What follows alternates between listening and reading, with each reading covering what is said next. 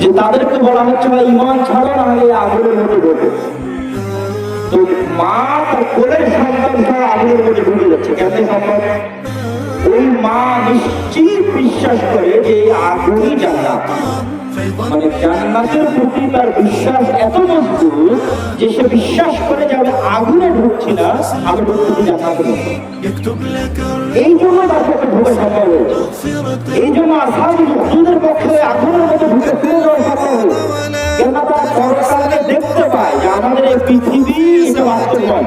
আমার হায়াতুদ দুনিয়া ইল্লা লাইবুন ওয়া লাহু, এই দুনিয়া হচ্ছে খেলতামাশার জায়গা।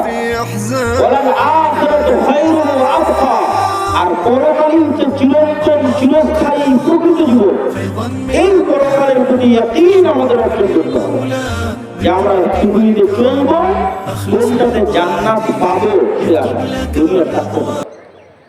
এই জন্য জান্নাতের প্রতি আমাদের ঈমান মজবুত করতে হবে। আর এই ঈমান মজবুত করার জন্য আল্লাহর পথে যাত্রা নামে একটা ছোট্ট বই আমি লিখেছি, যেটা স্কুল কলেজ ইউনিভার্সিটি থেকে শুরু করে সকলের পড়া উচিত। বিশেষ করে গত সরকারের পতনের পর যখন বিভিন্ন প্রোগ্রাম, সভা, সম্মেলন গেলাম, বিভিন্ন রাষ্ট্রীয় অনুষ্ঠান এখনো যাওয়া পড়ে, সেখানে গিয়ে আমি দেখেছি আলেম ওলামা, মসজিদ মাদ্রাসার ছাত্র, তারা পর্যন্ত চিন্তা করে যে দুনিয়ার রাস্তায় একমাত্র রাস্তা যেটাতে বিজয় অর্জন করে। তথা তারা কেউ গায়েবের মদদের চিন্তা করে যে না, গায়েব থেকে আল্লাহর সাহায্য পেলে আমি বিজয়ী হব, এই চিন্তা কারণে সবার চিন্তা যে আমাকেও দুনিয়াবী রাস্তা দিয়েই সামনে আগাতে হবে। না হলে আলেম ওলামারা জাতীয় সঙ্গীত রাখতে দাঁড়ায়, দাঁড়িয়েছে কেন? দুনিয়াবী স্বার্থে দাঁড়িয়েছে, তাই না? তাহলে সেও চিন্তা করে যে আমাকে দুনিয়াবী স্বার্থের রাস্তা দিয়ে আগাতে হবে। তাহলে আমাদের ঈমান বিল গায়বে যতক্ষণ ইয়াকিন না এসেছে ততক্ষণ মুসলমানদের বিজয় সম্ভব নয়। এই গায়বের উপর ইয়াকিন অর্জন করা আল্লাহ সুবহানাহু ওয়া তাআলা আমাদের তৌফিক দান করুক, আল্লাহুম্মা আমিন। আর পরিশেষে আপনাদের প্রতি একটা আহ্বান, রমজানের একটা বড় গুরুত্বপূর্ণ কাজ ছিল ফিতরা। এই ফিতরা আপনার রমজানের ভুল ত্রুটির কাফারা। এক সা সমান 2.5 থেকে 3 কেজি ঈদের গাহে আসার পূর্বে বের করতে হবে, বন্টন হোক অথবা না হোক, কিন্তু বের করতে হবে ঈদের গাহে আসার আগে। কেউ যদি চায় বন্টন করে দিতে, 27 রোজা থেকে বন্টন করতে পারে। আর যদি কেউ চায় ঈদের সালাতের পরে বন্টন করবে, বন্টন করতে পারে। কিন্তু ফিতরা হতে হবে খাদ্য দ্রব্য দিয়ে। রাসূল সাল্লাল্লাহু আলাইহি ওয়াসাল্লামের সুন্নাতের উপর আমল করা শিখতে হবে। আর অর্থনৈতিক ইবাদত অনেক বড় একটা ইবাদত।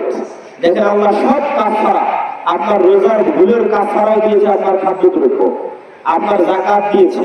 তারপরে দিনের বেলা যদি স্ত্রীর সাথে যান, সেখানে যদি 60 জন স্ত্রীকে খাওয়া, গোলাম আজাদ করে, এটা টাকা পয়সা। এই টাকা পয়সা দিয়ে আপনি জান্নাত কিনতে পারবেন। এই টাকা পয়সার লোভ অন্তর থেকে বের হয়ে যত বেশি আল্লাহর সন্তুষ্টির জন্য ব্যয় করতে পারবেন, আপনারই কাজে লাগবে। এই ঈদগাহে যারা টাকা দিয়েছে, এটা তো আসলে আল্লাহ ফেরেশতারা আর আল্লাহ ব্যবহার করতেছেন, আপনারাই ব্যবহার করতেছেন। কিন্তু এই দেওয়ার বিনিময়ে আল্লাহ আপনাকে জান্নাত দিবে, ফ্রি ফ্রি খাও খাও। টাকা না আল্লাহর কাছে গেল, না আল্লাহ দিল, না আল্লাহ ফেরেশতারা দিল। কাজে তো লাগালেন আপনি, আপনার মসজিদ, আপনার মাদ্রাসা, আপনার ফ্যান, আপনার মাইক, আপনার মাটি, সবই আপনারা ব্যবহার করবেন, কিন্তু নেকি দিবে আল্লাহ। এইরকম এক ভালো কাজ ফিরে যেন আমরা দূর না থাকি।